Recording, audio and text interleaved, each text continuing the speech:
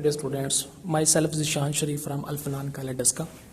आज जो हमने टॉपिक डिस्कस करना है वो सेकेंडरी बायोलॉजी चैप्टर नंबर 26 में से है, जिसका नाम है सम मेजर इकोसिस्टम। और आज का हमारा जो टॉपिक है वो है डिवीजन ऑफ टेरेस्ट्रियल इकोसिस्टम।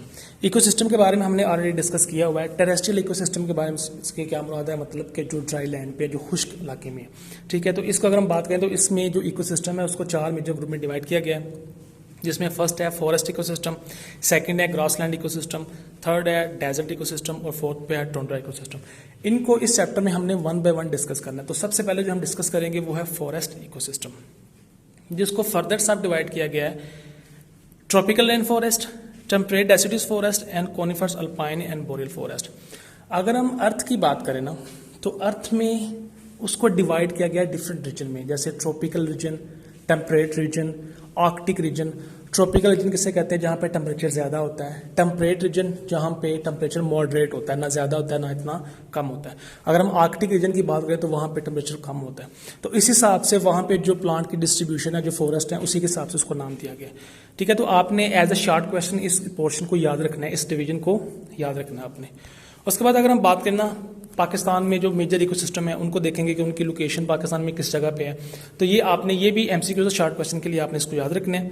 सबसे पहले अगर हम बात करें temperate deciduous forest, deciduous forest किसे कहते हैं, ऐसे फॉरेस्ट जो ड्राई सीजन में अपने लीव शेड कर दें, अपने पत्तों को गिरा दें, तो ऐसे फॉरेस्ट को हम कहते हैं डेसिडुअस फॉरेस्ट। और ये किस रीजन में है, ये टेम्परेट रीजन में, जहाँ पे टेम्परेचर मतलब कि मॉडरेट होता है। पाकिस्तान में ये शुगरा एंड नीलम वैली में। अगर उसके बाद हम बात करें coniferous alpine and boreal forest, तो वो किस एरिया में है, वो northern mountain of Kaghan, Malam Jabba, Dir and Jalas. Grassland ecosystem की बात करें तो वो Gilgit and Kashmir, Waziristan, lower Chitral and north Kalat. Desert ecosystem की बात करें तो वो मियांवाला, बखर, फोर्ट अब्बास, बहावल नगर, यजमान, बहावलपुर, खानपुर, रहीम यार खान, सिंध, ठीक है। उसके बाद टुंड्रा की बात करें तो वो माउंटेन, कराक्रम एंड हिंदुकश। तो ये आपने इकोसिस्टम और उनकी पाकिस्तान में ये किस एरिया में आपने इस लोकेशन को याद रखना है। तो सबसे पहले हमने डिस्कस करना है टेम्परेट डेसिडुअस फॉरेस्ट। इसको हमने ऑलरेडी डिस्कस किया हुआ है कि ऐसे फॉरेस्ट जो ड्राई सीजन में अपने पत्तों को शेड कर देते हैं उनको कहते हैं डेसिडुअस फॉरेस्ट। शुरू में जो आपकी बुक में पैरा है उसमें आपने क्या चीज़ याद रखनी है, इसमें आपने ये चीज़ देखना है कि इसकी एग्जैक्ट लोकेशन कहाँ पे है। खास तौर पे अपने पाकिस्तान की लोकेशन को याद रखना है कि पाकिस्तान में ये किस एरिया में। अभी हमने डिस्कस किया कि वो शुगरा और नीलम वैली में। उसके बाद इंटरनेशनली दूसरे कंट्रीज में है, उनको भी आपने याद रखना है। उसके बाद रीजन डिस्कस की गई है कि इनको डेसिडुअस फॉरेस्ट क्यों कहते हैं, क्योंकि हमें पता है कि जो प्लांट के लीव्स होते हैं वहाँ पे स्टोमेटा होते हैं, वहाँ पे वाटर क्या करता है, एवेपोरेट होता रहता है, निकलता रहता है, ट्रांसपायरेशन होती रहती है। तो जब पानी की कमी हो जाती है वहाँ पे, अगर बारिशों का देखा जाए तो वहाँ पे बारिशें का कोई कॉन्स्टेंट रेट नहीं होता। मतलब हम ये नहीं कह सकते कि इस साल इतनी ही बारिश होगी। कई दफ़ा ऐसा होता है कि बहुत ज़्यादा ड्राई सीजन होता है, कई दफ़ा बहुत ज़्यादा वेट सीजन हो जाता है, मतलब बारिशें ज़्यादा हो जाती हैं।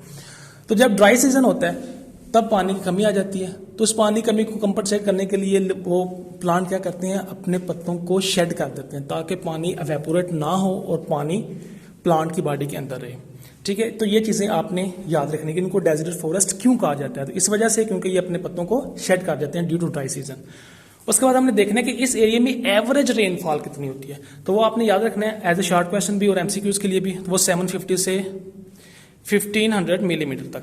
अगर हम टेम्परेचर की बात करें तो हमें पता है वो टेम्परेट रीजन में है, तो किस रेंज में होगा, 4 से लेकर 30 डिग्री सेल्सियस तक।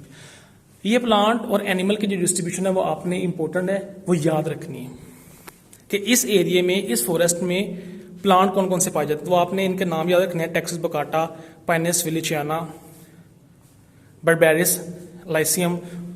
उसके अलावा बहुत सारे हर्ब्स एंड श्रब्स होती हैं जिसकी हाइट कितनी है, 5 millimetre. Some grasses, ferns and other herbaceous plant make up field layer at the bottom और floor level many mosses. Mosses आपने पढ़ा होगा चैप्टर नंबर 9 फर्स्ट ईयर में, ठीक है। ये ब्रायोफाइट्स हैं and lichen cover the latter layer are present. तो ये आपने मोस्टली प्लांट के नाम याद रखने के, कौन कौन से प्लांट इस रीजन में पाए जाते हैं।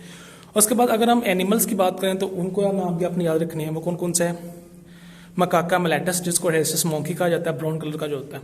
उसके अलावा Selenarctos, thibetanus, black bear, Felis bengalensis, leopard cat, deers and wolves with various type of microorganism to convert the litter into organic matter such as bacteria, fungi and earthworm. तो ये आपने याद रखने के कौन कौन से एनिमल है, उसके अलावा कौन कौन से माइक्रो ऑर्गेनिज्म है यहाँ पे, तो ये आपने इसको याद रखना है।